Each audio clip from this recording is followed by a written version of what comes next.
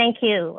Good evening, everybody. Just a really warm welcome to our guests tonight. In addition to our star guest speaker, we're welcoming some members from our board as well. So it's the first time for me to meet some of the board members and also staff. So thank you so much for taking time out of your day to join Family Council. Wanted to introduce Dr. Drance, affectionately known as Dr. D to many of us. And she is with the, see if I can remember now, the Dementia Care Resilience Clinic. Did I get that right? At St. Paul's Hospital. And Dr. Drance is a geriatric psychiatrist, and you would have read her bio in our introduction, but she comes with many years' experience working with people living with dementia and also with people who are caring for the people living with dementia. And that's how I came my path crossed with Dr. D when my mom first transitioned into long-term care at Fairhaven. And I honestly don't know how I would have coped if I did not have some of the information and some of the support that I received from healthcare providers like Dr. D. So I'm very excited and looking forward to her presentation tonight to teach us more about how our brain works and how that, and our behavior that comes from how our brain works or don't work. So welcome, Dr. Drance, and thank you so much for being here tonight.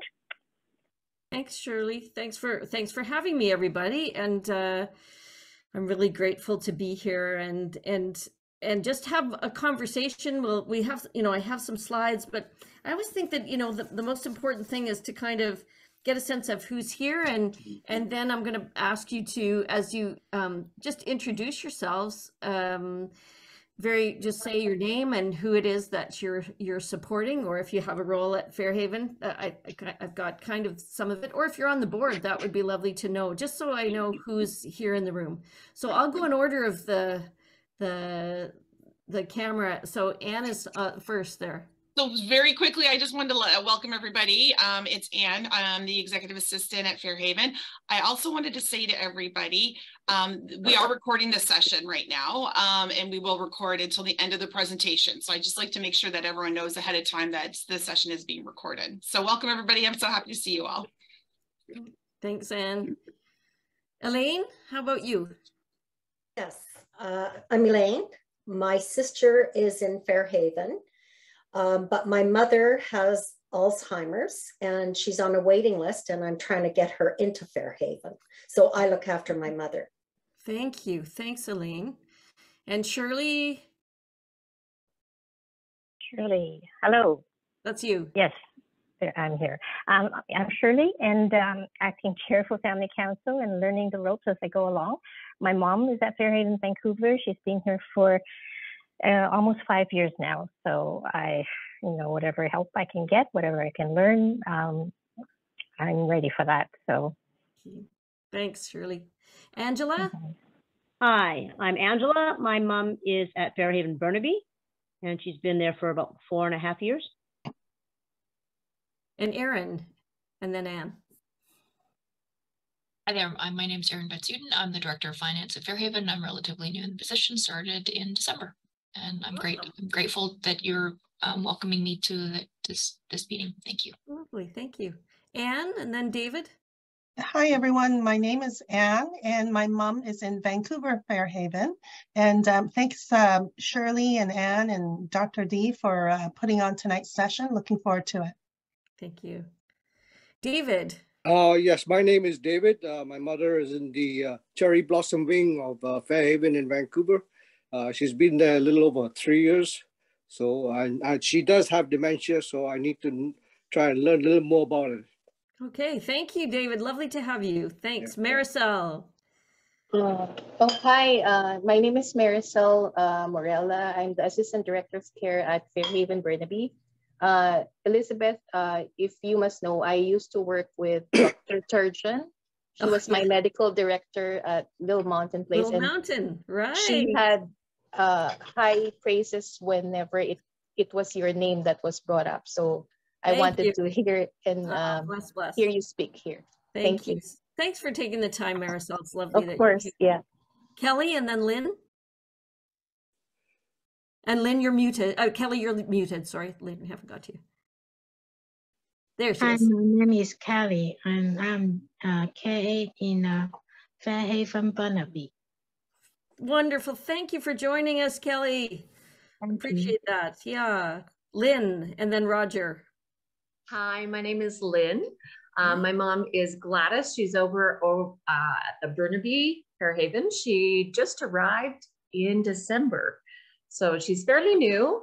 I'm in Calgary. I'm just here to support the family and just learning everything that's happening. Wonderful. Thanks, Lynn. Roger, and then Hamid. Yes, hi everybody. My mom Pam is in Burnaby, Fairhaven in the Rosewood wing. And I'm here to try to learn some more about how I can be more helpful. Thanks, Roger. Thank you for being here on her behalf. Yeah, Hamid, hi. Hi, everybody. My name is Hamid. I am the son of one of the residents at Fairhaven in Burnaby, and she has involved with dementia. Ah, beautiful. And she's there for 1.5 years now. Great, thank you. Well, but for the last several years, she's involved with that dementia. It's a progressive dementia. Yes. Okay. All right. Well, I genuinely appreciate the time you've all taken out of your busy days to spend a little bit of time. We're probably going to talk till about 7 o'clock is kind of how I envisioned it. And it really would be wonderful if our time together could be a conversation, in the sense that if we're talking about something and it isn't landing or isn't making sense, or you have a question about it, this is your chance, right? I'm not telling you I can have the answers, but it's good to be able to just kind of, when something comes up, to just share. So that would be lovely if you would be willing to do that. 45 minutes or 40 minutes is a very tiny time to talk about the brain and behavior and dementia. I mean, that's a big topic, but so I think we'll probably do it in 3 small bites, and it might mean that I come back if Shirley will have me back again to do to see, we'll see how far we get, because I think the most important thing is to spend a good time and answer people's questions as we go. So we're going to talk about the brain in general and the effects on stress, and then we'll also, the second piece is understanding how dementia affects people's brains, and also how it affects their response to stress. And finally, how we look after ourselves. What are some of the things that we can do that will help our brain in the context of living with stress? Because when you are a caregiver, it's hard, it's almost impossible to do it without stress. So how do we care well for ourselves? So it's kind of, there's 3 pieces, and we'll see how far we get. Okay, we'll move forward onto the next slide. So if you have, does anybody have a burning question that they would like to be sure gets answered before the end of the session? Like something that you came with and you said, oh, I just really want to know this. I can't see everybody, but I'm just gonna, maybe one of the question is, in general, and maybe that's one of the important question, is how we can prevent or delay the dementia. Yes. Oh, that's Hamid. That's a great question. So if I don't answer it on this go round, I promise I will be back, and because it is all tied in to what we're going to be talking about. So okay, we can move. Is there anybody else? Hamid had a great question about prevention of dementia or slowing its progression. Anyone else before we go? Maybe if we can pop it into chat as well, if you just can't think quickly enough. Yeah, so, that's a very good idea, Shirley. Yeah, just okay. Pop it into chat, and then we'll pick it up at the end. Okay, we can move forward. Okay, I went too far. All right. So this is a picture of the brain. It's a schematic that was done by a psychologist at GF Strong, or at least she did some work around this little model. And in this picture, the front of the brain is on the left-hand side. So what goes right behind your forehead, the frontal part of the brain is on the left side of the picture. okay? And the back of our head is on the right-hand side of the picture, okay? And this is called the brain as a company. So we can think about the brain as a company. And the brain, just as any company, works at peak efficiency, and it's the most flexible and able to adapt to change when all of the parts are working in an integrated way. So when they're working together in coordination, all right? So up at the front on the left-hand side of the picture there, these are the vice presidents of the company. This is the frontal lobe, it's called. And this is where the vice presidents kind of sit. So you can see there are several of them. There's organization, planning, there's decision making, there's judgment, and appreciation. These are called the executive skills. And as Anne is here, in honor of Anne, these skills are essential to being able to run the company, because you have to be able to see all the parts and see how what's needed in any situation. Okay, so they make the plans for the company and they decide who's going to do what and when. And as things get underway, once they give out the requests or send out the messages of how they want it to be, they get feedback. So my frontal lobe right now is having to do a lot of reorganizing, and it's sending messages out to the rest of my brain, and it's receiving messages back, and it's having to reassess and decide, how are we going to proceed now? How are we going to proceed now? That's a great example of what that frontal part of the brain does. It does all the sorting and the planning and the kind of direction. The back part of the brain, that back top part, those are called the managers. And each manager runs his own department. So you've got perception, so that's taking in stimuli. So taking in what you see, what you hear, and making sense of the sound that comes in or the vision that comes in, and then passing those messages on to other parts of the brain. There's the left-sided movement, and then on the left side, there's the right movement, and then there's a language library that lives in this area, and a speech center. So each of these takes direction from the frontal lobes, and makes things happen. And on the right-hand side, there's also music and rhythm area of the brain. So the right side of the brain, we like to call the picture side of the brain. It visualizes things. And the left side is the talking side of the brain, if you like. So the managers, they know what the plan is from the vice presidents, and they make sure it gets carried out.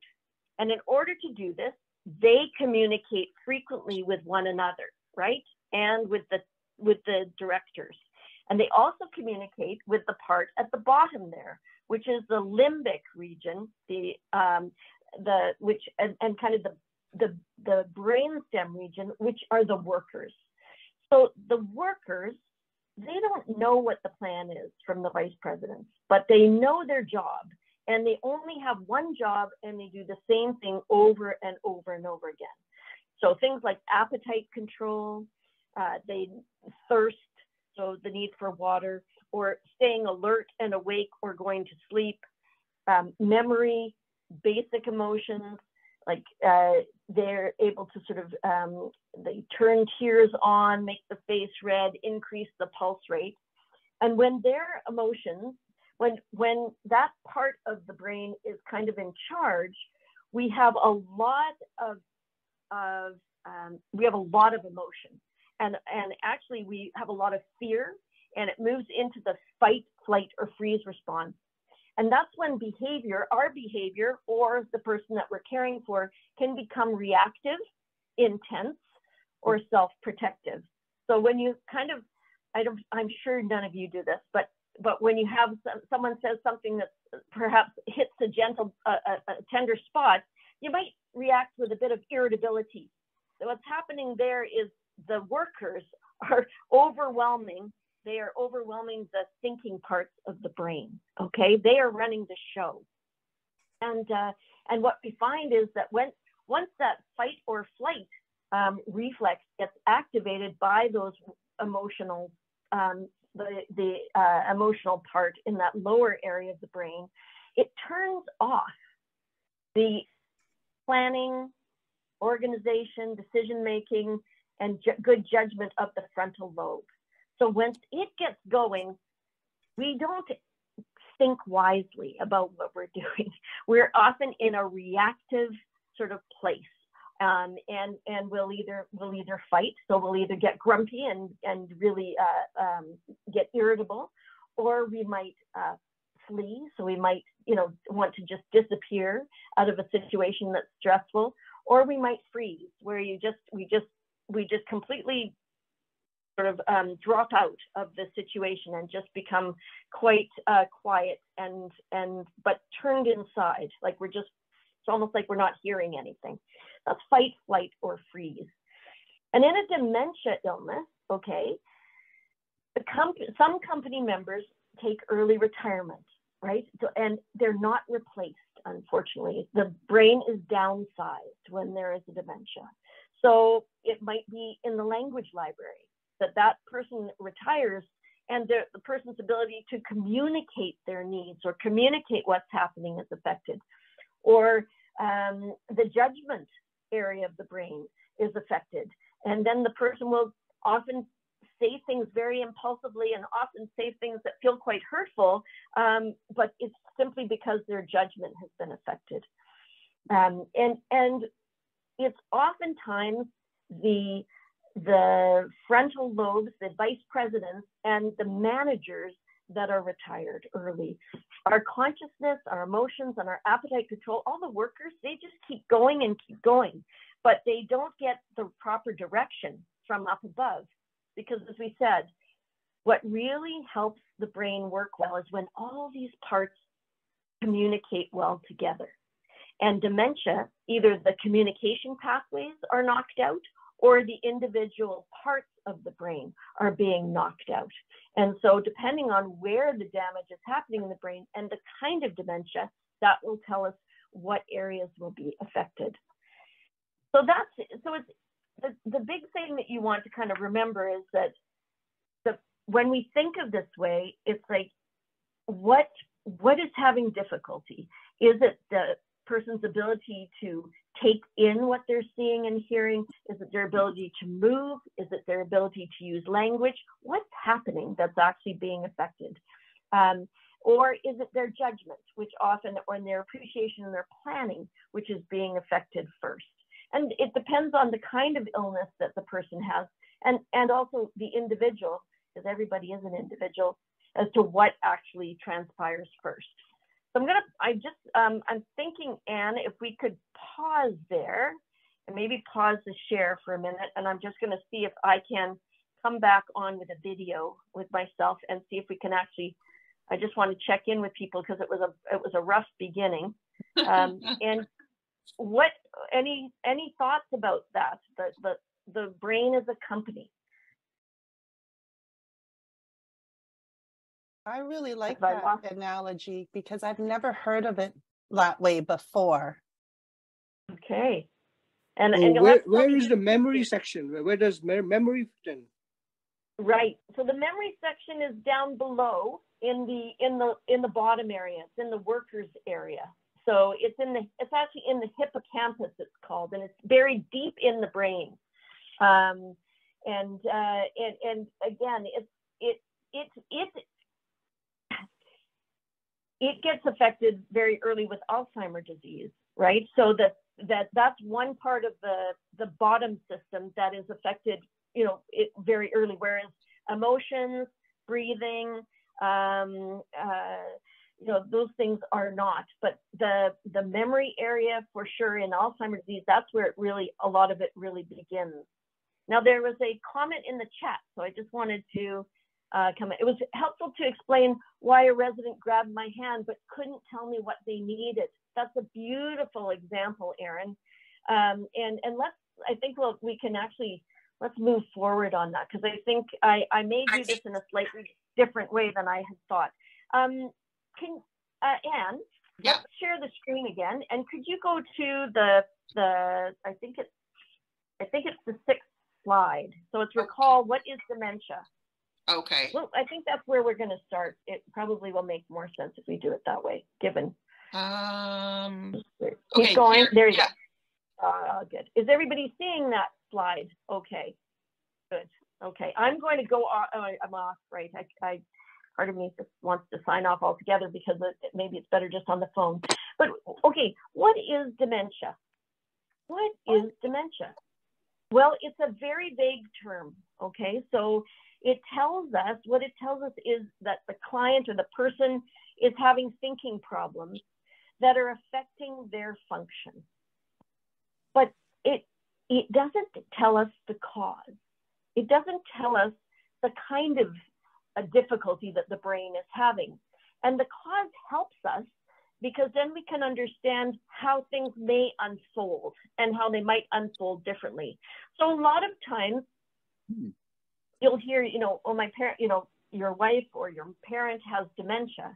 The question you might want to ask is, what kind of dementia do they have?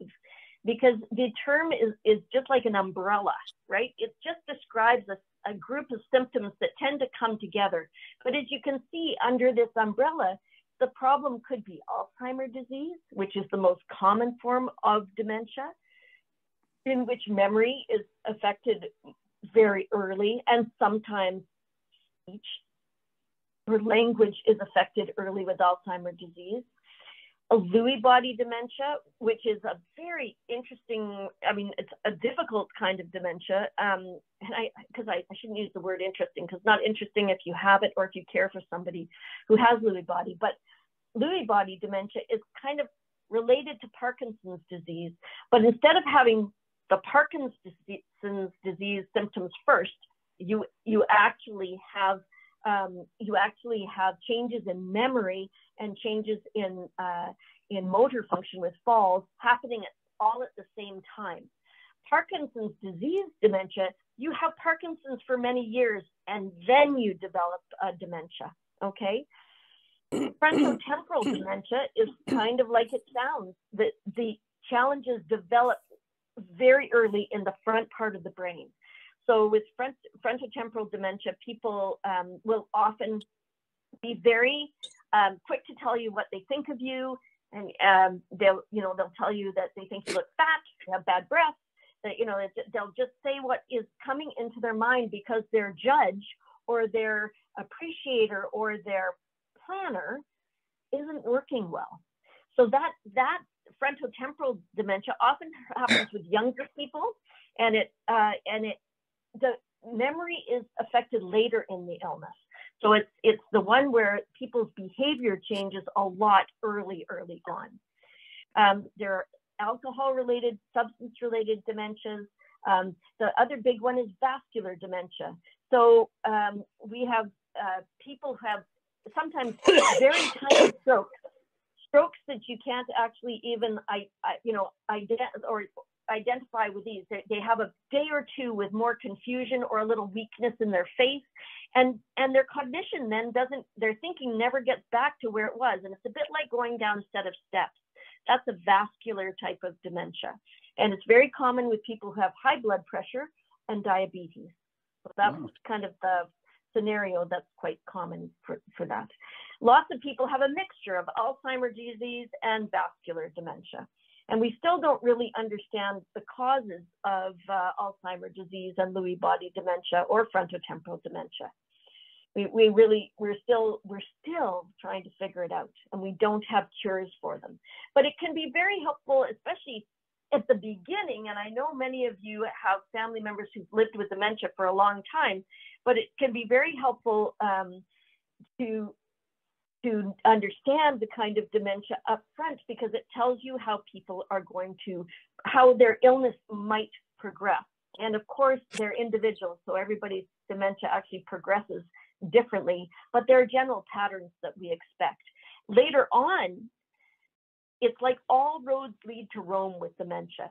Eventually, later on in the illness, people all struggle with memory. They all struggle with their behavior. They all struggle with feeding themselves and dressing themselves. So later on, it's probably less important than perhaps earlier on. But at least it gives you, maybe thinking back, you might have some thoughts about your particular family member.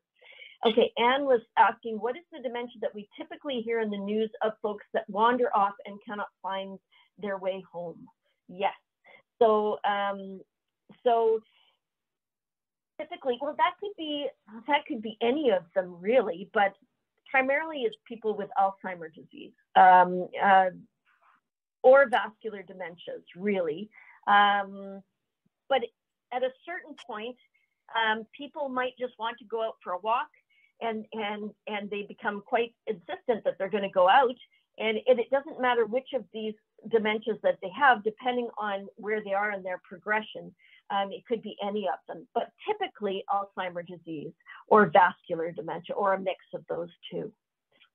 And Hamid says, could you please explain Alzheimer's disease and the signs? Well, thank you, Hamid. We're going to go into that right now because I think it's really helpful to understand a bit about what do we see as part of dementia. And there's a specific reason I want to tell you about this, and it's related to how people with dementia deal with stress.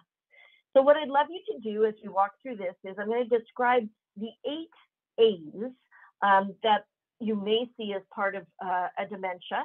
And I'll tell you which ones are most common with Alzheimer's disease to answer Hamid's question. But we like to say there's 8 A's and an E, and so 8 of the symptoms all start with an A, and they have fancy names, but we're going to tell you what they actually mean. But it's a helpful way to remember for somebody like me who might forget otherwise. Okay, so we can progress to the next slide. Okay, so the first one is amnesia. That's the first A, and amnesia simply means memory impairment. So okay, Angela was saying you didn't touch reversible dementias. Thank you, Angela. So that can be summarized very easily. When you go to your family doctor and he is assessing your thinking ability, he or she should do some laboratory work because there are things like hypothyroidism, like low thyroid can make you look as though you have a dementia, or very high calcium levels can cause you to have muddled thinking. And the other most common reversible dementia is depression. So depression in older adults can really muddle the person's ability to think clearly, and so when we see someone with thinking changes, we always want to assess their mood at the same time, because treating the depression can often, at least temporarily, make their thinking a lot clearer. Now, the other piece to that is we know that with depression, it may be that it's kind of a canary in the mine, because we need to follow those people over time, because often they do go on to develop a cognitive, a thinking change. But in the short term, those are the reversible things, the things that you can do something about. Very high blood sugars, for instance, also can muddle a person's thinking. So we always want to make sure that that assessment has been done. Does that make sense, Angela? Yes. Okay, great, thanks. Okay, so let's talk about the 8 A's and an E. So memory impairment. Hamid, memory impairment is the classic symptom of Alzheimer's disease. And when the memory impairment begins, it is for things in the short-term world. So things like what you just told me, what we had for supper, what I did today. So if you came home and asked me a whole lot of questions about things in the recent past, I would get very frustrated because I have trouble remembering things in the near past. So that's the really important thing to know, because it means, where do you think the person feels most capable and competent? What are the things you might want to talk about if they're having difficulty with their short-term memory? it's their long-term memory. So these are the things, this is the time when you really want to capitalize on remembering all of the lovely things that went on, you know, the lovely experiences they had or the important experiences they had earlier on. Sometimes families will say, oh, my family member couldn't have a dementia because they only have difficulty with their short-term memory. But actually, it's the short-term memory that's affected early, and later on, it's their longer-term I'm in memory. the meeting, but I'm muted. Oh, okay. What meeting? Dementia Perhaps meeting. we can help Mike mute. Let's move forward on this one. Next slide, please. So amnesia is the first one. It's very interesting. Okay. Anne, can you mute? Oh, great. Good. Thank you. Okay. The second A, attentional difficulties. Okay. So people with dementia are often highly distractible. So they get started on one, you ask perhaps your family member to do something and they get started on it, but suddenly they'll hear something or they'll see something else in the environment and they're pulled away, so that they have a really hard time focusing their attention on things that are happening. Or the alternative, their attention gets fixed, like really fixed. So for instance, maybe that with my mom, she was fixated on her clothing, and she every day would take all her clothing out of the cupboard and leave it on the bed, which very much irritated my poor dad, who didn't understand at the time, and I didn't realize it either. But she would do it every day. She took everything out of the cupboard. Or people who have purses and they open them and close them and open them and close them and take everything out, put it in. That's perseveration, it's called, where your attention is stuck in one particular place. So either highly distractible or highly on one band. Okay, let's go on to the next one. Okay, aphasia. So this is difficulty with language, okay? And there are two kinds of language difficulties. There's expressive aphasia, where I cannot find the words. Now, if you're like me, that often happens to us when we're tired, or we can't remember somebody's name. But with dementia, you will find yourself, if someone has expressive aphasia, it feels like you're playing 20 questions. It feels like you're like having to guess what it is there, because they know what they want to say, but they can't find the word and actually get it out of their brain and into their spoken word. So that's expressive aphasia, and it's like many people who have Alzheimer's disease will have some expressive aphasia, and later on things like vascular dementia have that as well. And that's earlier on. Later on, all of the different kinds of dementia will affect people's ability to understand what is being said to them. So the person may say what they are good at doing often is reading the social energy. So they hear your voice and they can understand what we call the cadence. They understand the tone, and so they respond, oh yes, because they think that they are trying to kind of stay connected to you, but they haven't understood a word you're saying. So oftentimes, if we miss that they have moved into this difficulty with receptive or understanding, we will think they know when we're trying to help them or care for them. We'll tell them we're going to do something, they'll nod, and we go to do it, and they will react to us because they haven't really understood what it was that we said we were going to do. And in those situations, we really need to use gesturing. We need to slow down and make sure the person is understanding our nonverbal communication. So that's the language challenges. Now, there's a couple of questions here in the old chat. When someone suddenly gets diagnosed with aphasia, does that mean they have some form of dementia too, or not necessarily? Well, aphasia can sometimes be the result of a stroke, like a a big stroke. So usually there are other symptoms aside from the aphasia. But I guess the question is, suddenly, Marisol, that somebody can speak one day and not be able to speak the next. Is that what you're talking about? Or someone is diagnosed as having this, there are forms of frontotemporal dementia where the primary symptom is word difficulty with expressing themselves, and it happens fairly quickly. Is that what you were thinking, or was there another situation? No, I have someone close to my heart, my godmother, and she's in her 60. She's 62, and she got diagnosed with aphasia. It was sudden, so we don't know what caused it. She didn't have any stroke. Right. Yeah. But it happened overnight, Marisol, or over a couple of weeks? I think a couple of weeks or months. Yeah. Months. Yeah. Well, and I'm not, no one's a physician here, but it could be part of something called primary progressive aphasia, which is a form of frontotemporal dementia, but I'm not saying it is. So, but just to say it could be. Yeah. Okay, Thank can you. we move forward? And I'm aware it's 7, and I don't want to go on too long, given all our technical challenges. I feel so badly about that. No, but that's no, okay. that's okay. I think we're all good to sit tight a bit longer, so don't worry about it. Okay, we'll just finish off these 8 A's then and an E, and we'll come back together and just touch base.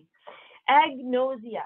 This is one where the person has trouble recognizing people, and they have trouble recognizing objects. So for instance, you may give the person a fork to use for their meal, and they might start combing their hair because they see the tines in the fork, and they think it's a comb. Or you give them the fork and they just don't seem to know what to do with it, even though they've been eating meals all of their lives. So, but it could also be trouble recognizing people.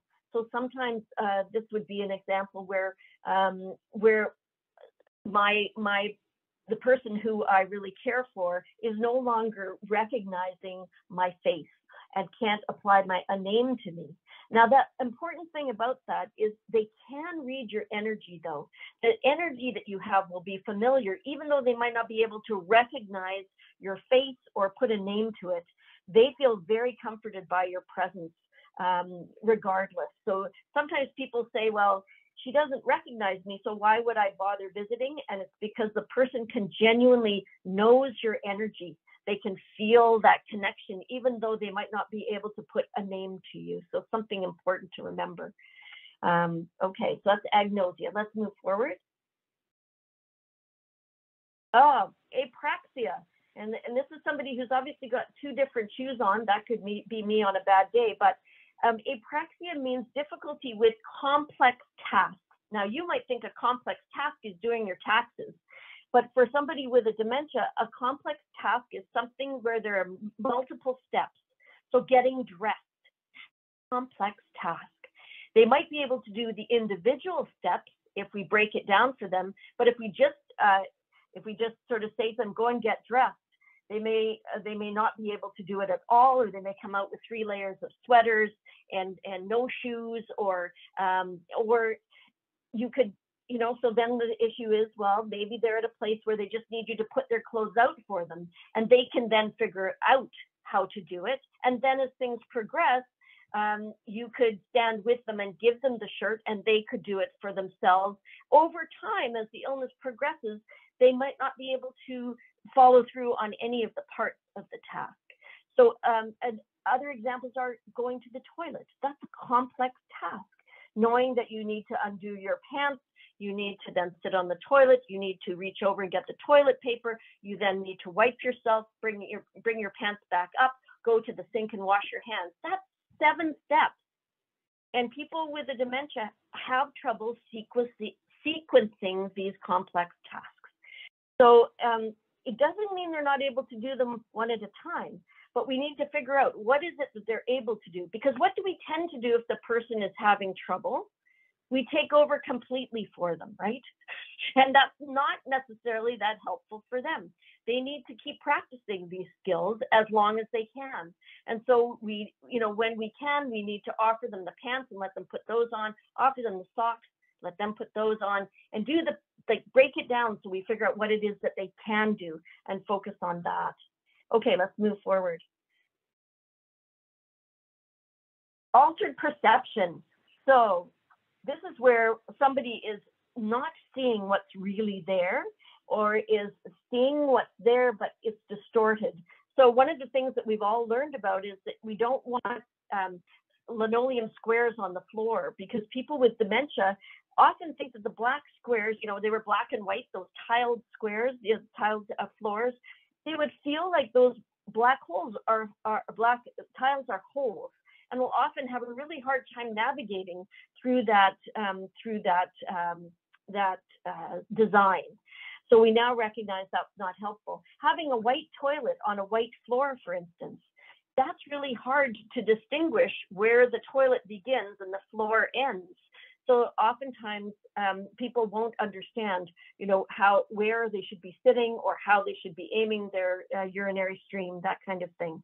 Or it could be that they have illusions. They might see a belt at the bottom of the bed and think it's a snake, or be frightened by something that they see, or simply have hallucinations, which means there is nothing that obvious that we can see, but inside their brain is creating images. And that can be quite common with Lewy body disease. Oftentimes people with Lewy body have very vivid visual hallucinations, and it can be very frightening for them. Okay, one more, I think.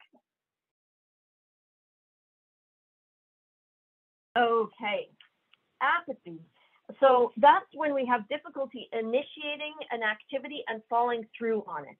So apathy is when, you know, for instance, Kelly might help somebody to get up in the morning, and they're sitting in a chair and they're quite comfortable, and then you go by and you say, oh, we're having music in the other room, and they go, oh, very nice, and then you walk by 10 minutes later, they haven't moved. They're not able to initiate and get themselves out of the chair and get moving. Once you get them out of the chair and moving, they enjoy the music, but they have trouble sort of initiating and following through on an activity. So if someone is just ending up sort of sitting all day in the same place, and even though you invite them, they sort of say, yeah, I'll be there, but they don't move, that's a great example of apathy. And it's often confused for depression, because it looks like somebody isn't interested in participating in things, when actually it's just they can't get themselves going. Their on button is turned off. So this is where we really need to invite them to come with us and engage in activities. Okay, one more, and then I'm pretty sure this should be, oh my gosh, they go on and on. Okay, anosognosia is the loss of self-awareness. So it's the loss of the ability to understand how I'm behaving, to understand that I have an illness. So you know that people who live with dementia often will tell us, I'm not the one with the problem, you are. Because they have no insight into the fact their memory is being affected, their speech might be being affected, but they don't acknowledge it. So anosognosia is that loss of self-awareness and loss of insight. Okay, one more. Executive difficulties. So this is the E, right? We had 8 E's and an E. And this is the 8 A's and an E. And this is, remember the vice presidents in the frontal area of the brain? These are the executive difficulties. So if those vice presidents aren't working, the person will have trouble planning, problem solving, executing plans. They have apathy often. They have impulse control challenges, because it's like our inner policeman has retired. And so, you know, it's again, they see something, they want to engage with it, and even though you say, hey, wait, no, let's just pause for a second, they're on the way to whatever it is they want to do.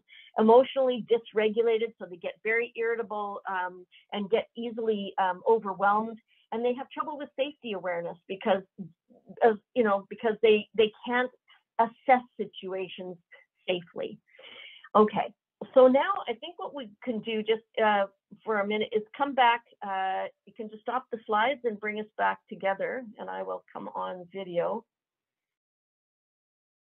And the reason I actually was wanting to share that with you around what are the sort of 8 A's and an E that dementia are typical of dementia. They may look different in the different kinds of dementia, but when you think about how we interact with people who are living with this kind of stress, so they might have trouble understanding or speaking, they might have trouble with their memory, they'll have trouble oftentimes recognizing objects that you're asking them, or getting dressed, so doing things that you're asking them to do that they don't understand.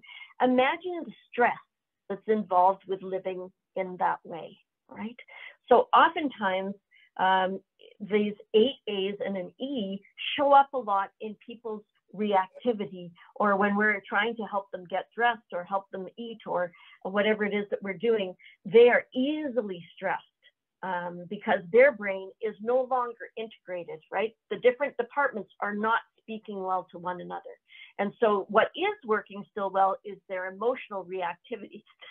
That's working really big time, as is their fear center. So I'm going to leave it there, and then I'll ask if there are any questions. I'm going to go back to gallery view. There we go, so I can see everybody. And I so apologize for the technical difficulties on this, because we can. But I'm happy to if you'll have me back another time. I'm happy to come back and kind of do the piece on stress. But I just thought it was better to kind of answer the questions around dementia itself and what it typically looks like. So, is there anything anybody wants to share before? Can I go back to memory? Can I go back to memory again? Yes. My mother, she keeps asking, what happened to Mr. or Mrs. Lee? And you say, oh, she passed away. And next few seconds later, she'll ask the same question again. So how do we handle that? Yeah, that's a form of attentional difficulty, right? It's I don't remember, and I'm stuck on this one specific loop. What happened to Mrs. Lee? What happened to Mrs. Lee? What happened? And really, it's one of those things that the only way to really manage it is just to think about the fact that she doesn't have any other option. There's nothing we can do to actually force her to remember what you told her. So it's either sometimes a few of the strategies, if she reads well, you can write a note so that she has it to look at if it's something that she's actually really focused on, or you tell her the same thing each time, and you just do it as in as few words so it doesn't bother you, but you just recognize it's not her fault. She has no other option. So yeah, we just kind of answer the question and be grateful that she still has her ability to form the sentence. I know it sounds like it's not a great comfort, but it actually is like celebrating what she can do. So she is interested in Mrs. Lee and she can ask that question, but she can't keep hold of the information. And it is very tiring. I do understand. Yeah, thanks, David, for that question. All right, thank you.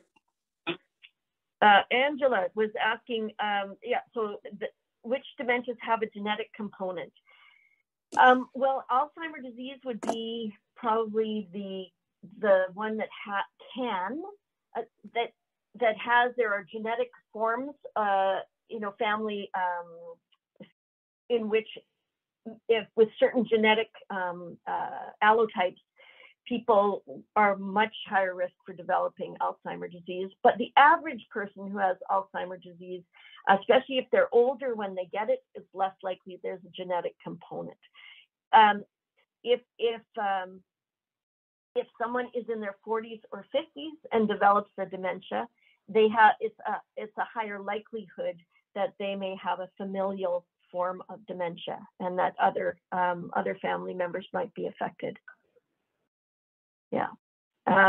There's no definitive test for dementia, right? Yeah, at the moment we're still in the dark ages.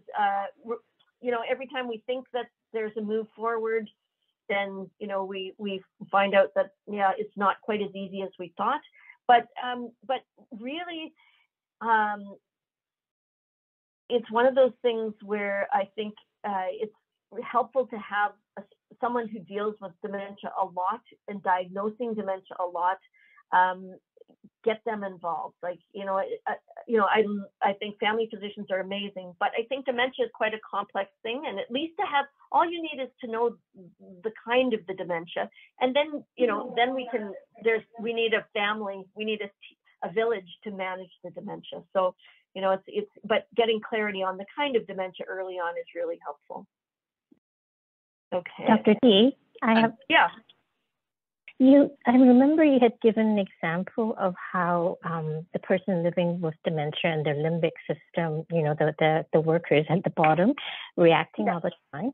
And I thought often when we didn't know that my mother had dementia, we would be getting trapped into arguing about something with her.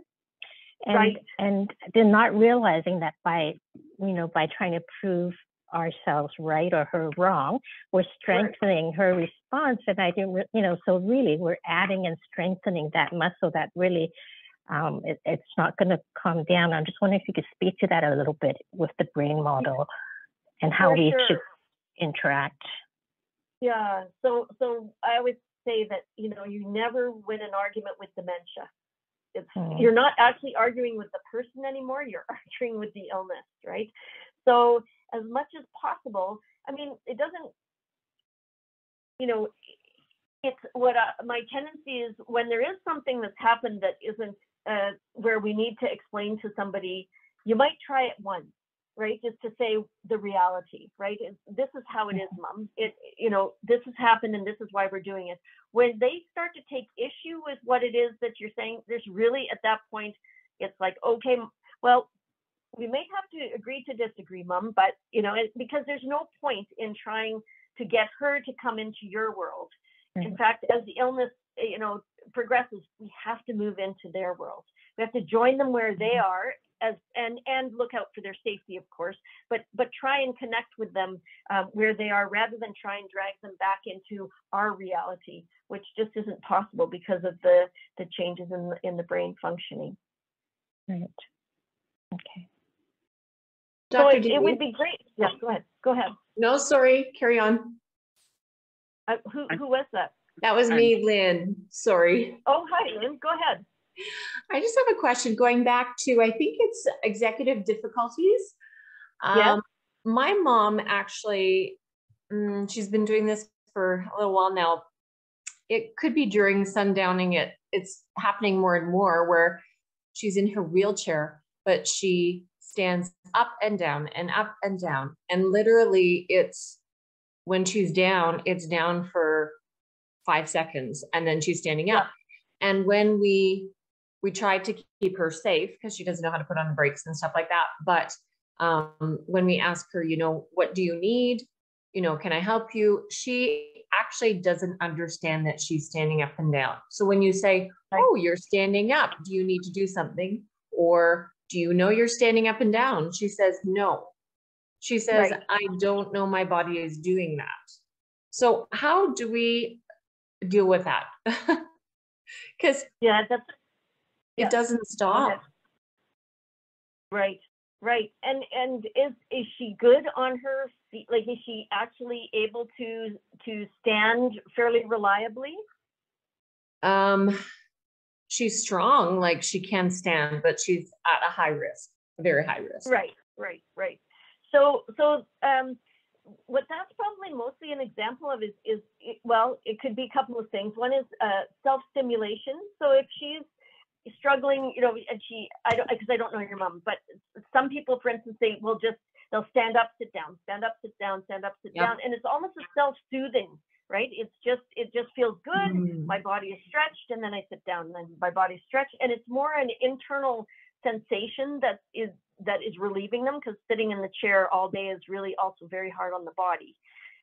Or the other part is it's just more a perseverative movement where I get going into the loop of standing up, sit down, stand up, sit down, stand up, and it's actually not relieving anything. It's just, this is where my attention has gotten stuck. So the one thing I think that, you know, you could try that might be helpful in that is to really distract her big time with something, you know, take her out, like just say, Mom, let's go for a ride. So that you're kind of taking her away from this particular situation where she's standing up and sitting down in that repetitive way. Great. Okay. That makes sense. We'll try that. Thank you. Appreciate it. Okay. And is it good to provide new experiences or repeat familiar experiences, says Mike. I often take my mom to the same drive and she says exactly the same things at the same points in the drive. And I'll bet you she's enjoying it. Hey, Mike? Yeah, she does. But for example, I have the same DVD that we play over and over again. I was just wondering, is that a good thing, or should I be trying different things? Well, okay, so what I'll say one thing about that is if she's happy watching that same DVD and it gives her joy, it's security, right? The same with doing the same drive. When I live with dementia, my world is very unfamiliar. Like, even though, you know, so things that do give me a feeling of security are invaluable. Now, you could try sometimes trying a different DVD and see if she enjoys that equally, but come back to this one that actually helps her to ground herself. And because that's a very beautiful gift that you're giving her, because it's a very insecure way to live when your mind is not allowing you to feel, I'm at home, I feel safe, because it's just all a whirligig. Yeah, so I think my sense is we do what works. So if it's working well, don't try fix it. It's great. Okay. And may I have a question? Yes. One of the things that I have noticed, my mother make one of the left hand very tight and make the left hand fist, and it's sometimes it's hard to move. And then something that I have experienced is if I just try to give a slightly massage to that hand, it gradually releases the hand. And I guess that if I'm correct, that is my understanding. Maybe you interpret differently. That is something that she may feel kind of insecure from the environment, and then or maybe fearness. And if I try to rub her hand, and she make more comfortable and make her hand release, or maybe you interpret differently. Well, you know, it certainly could be that if she's very anxious, and that's when you notice that her hand forms that. It's that kind of that particular posture is more likely related to changes in the muscle tone in the body.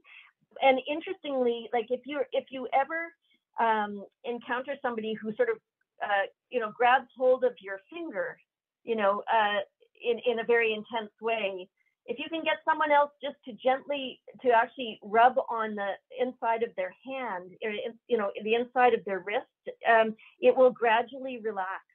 So what happens is often it's not an aggressive action. It's just that the hand has a natural tone to kind of to grasp. It's a grasp reflex is really what it is, just like an infant would have. You know, and it's just that the person then gets stuck and they can't actually release your fingers. And the harder you pull, the more the hand contracts around them. So that's why we often suggest to call somebody over instead of trying to pull really hard. Call someone over and just rub the inside of their wrist. And oftentimes, you're right, Hamid, it relaxes the tone in the hand. And if the person is quite anxious, that might increase their tone, you know, their tightness. As you can imagine, when we're anxious, we feel tight in the body. Oh, thank you very much. That is a good instruction, and it may be helpful for the caretakers for dealing with those people. And thank you very much. I appreciate it. And the other things that I realized a while ago when she was at home, when she was looking to the mirror, she was kind of uncomfortable looking at herself. Maybe she was not recognize herself. Yeah, Hamid, I think what you've identified is agnosia. So when you look in the mirror, you don't recognize that it's me who I'm looking at. In fact, it's a bit scary to have somebody else in your bathroom looking back at you. So people can get quite upset and agitated around mirrors. So sometimes covering them is very helpful to them. But yeah, thank you for so that would be a good example of that agnosia. Okay. All right. Thank you very much. Yeah, well, thank you, everybody. And I hope next time I will be in my own space and I won't have to phone in and drop out and drop in. But I've really enjoyed spending time with you, and I hope something's landed for you in this session. And yeah, we'll hopefully set up something a little more reliable on stress. Kind of fun. You did amazingly well, given the technical glitches at the beginning. Thank you, Dr. D. You're welcome. Thank you, Dr. Thank you. Take care, everybody.